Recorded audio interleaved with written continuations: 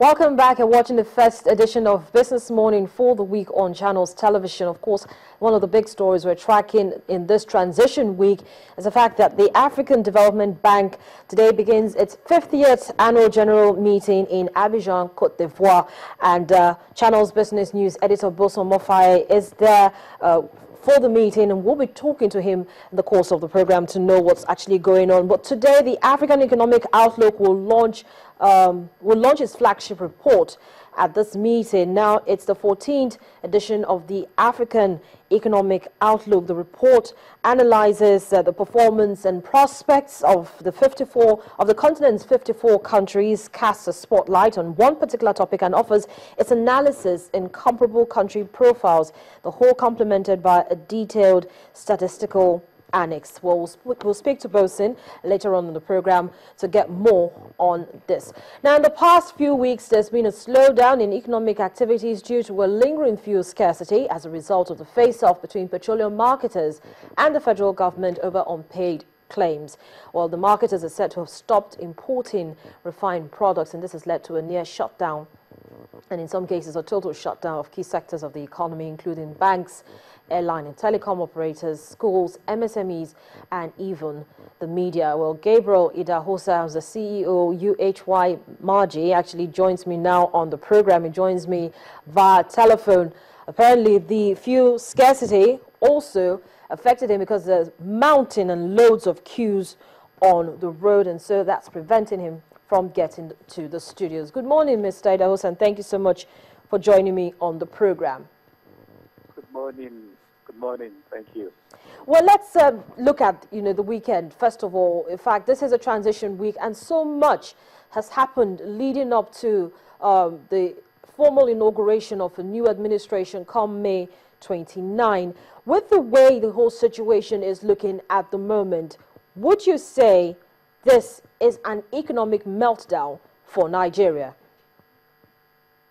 Well, it will look like that if you just look at the fuel scarcity situation. It looks like a meltdown, but really the fuel scarcity itself is a short-term situation which can be reversed very quickly if the specific issues affecting it are resolved.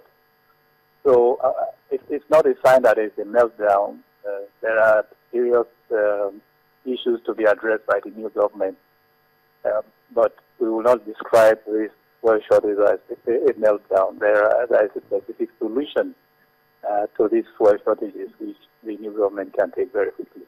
Well, Mr. Idahosa, a lot of people will, probably have a debate, a very strong debate about that, because if we have a near comatose situation where banks are closing early, banks have sent out circulars to their customers that they will be shutting down earlier from 1 p.m., but they'll have their e-channels working. We have airline operators who have also had to cancel flights. We have schools who have, who can't open today because the students can't get to school. There's no petrol in the buses to bring them to school.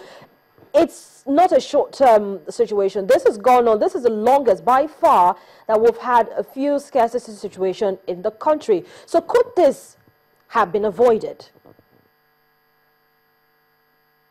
Yes. Hello? I can hear you, Mr. Idahosa. Yeah. It's a meltdown in the sense that, yes, I think it's a shutdown, but a meltdown in terms of a long-term situation, certainly we all agree it will not be so. These meltdowns, yes, a couple of days, it will continue, certainly, but at some point, the specific issue of fuel shortage will be addressed, and then we will get out of this immediate situation. So you would say meltdown in the short term, yes. 4 or 5 days, yes, but not a meltdown as a complete reversal of the economic fortunes of the country. But Mr. Idahosa, could this situation have been avoided? Do you think that this matter was handled with the way it should have been? Yes. Could have been avoided. Definitely. The situation of the oil importers is that they want government to be very clear as to what they are owing, even if it is not paid. So if government had agreed that, yes, we are owing X amount, and at least for for us until we leave office May 29. This is a payment plan up to May 29, and then we hand over unpaid balances to the new government. I think the importers are concerned that this government that is leaving is not coming out with a clear statement of how much they are owing and accepting liability for what is due. I think that is the main issue, and which of course could have been handled if the government agreed with them, find some kind of paper to say that this is what we are owing you, and this is what we can pay now, and surely the new government will take liabilities that they meet on the table. Now, apart from the fact that funds are being owed, another issue that has actually, started making the rounds is the fact that most of these marketers now really want the downstream sector to be deregulated. And so should that be looked into by the incoming Buhari administration, the deregulation of the downstream sector? And if the downstream sector is deregulated, will we have an end to all this incessant fuel scarcity? Absolutely. The deregulation is the permanent solution. Everyone agrees that we are going through this simply because of fuel subsidy. If you did not have fuel subsidy, you will not have all the issues that are connected with the problems we have now. The issues of how much government is going for subsidy, the fact that private refineries have been built, all these are because of subsidy. So once the government, I actually thought that the outgoing government will just remove the subsidy before they leave.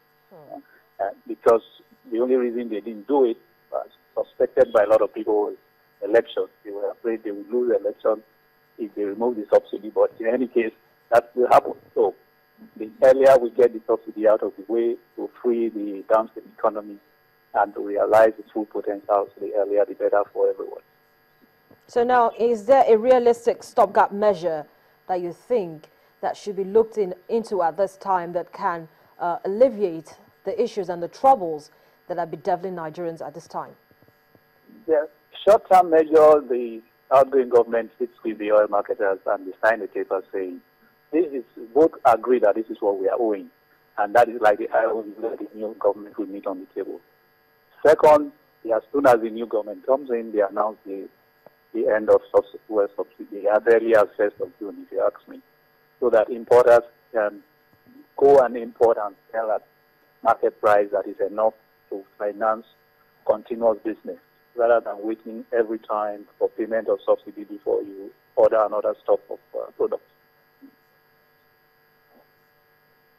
But since that's not coming, at any time, the federal government is still not, giving any word as to when these importers, these major oil marketers will be paid their funds.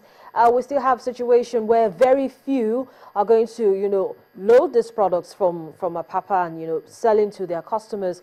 And so we still have a situation where everybody is practically sitting on a keg of gunpowder.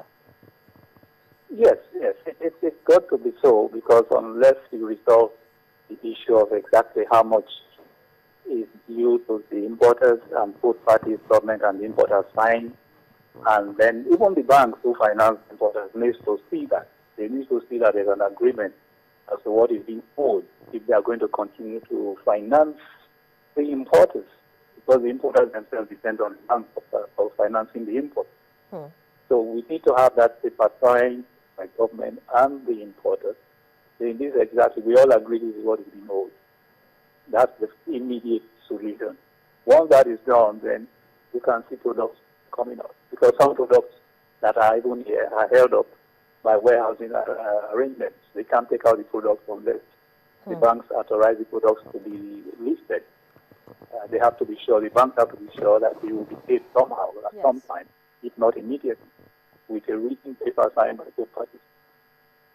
So this is a transition week, and all eyes are on Nigeria to see how effectively we can manage the situation. Talking about the scarcity of petroleum products, we have a drop in electricity supply, in some cases no electricity at all.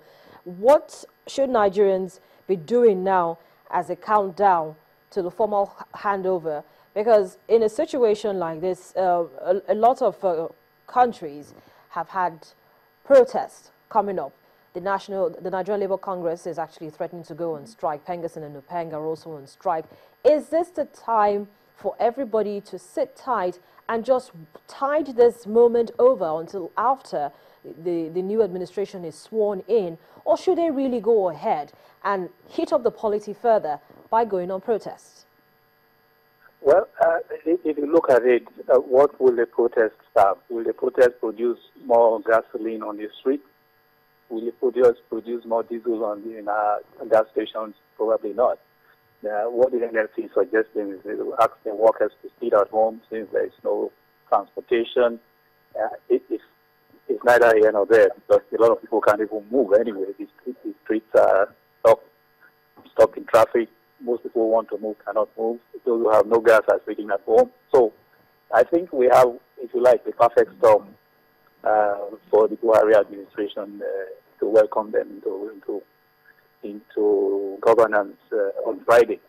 So in the short term, do nothing is almost like the best decision because you go on strike, it doesn't do anything. What really needs to be done is have that paper signed by the government and the importers. The banks now see that paper and okay, the government has agreed they are owing X amount. The banks authorize products to be released. The importers are able to leave products. That is the immediate thing. It is double jeopardy if you go on strike and start to damage property. That will not produce any more gas than we have now.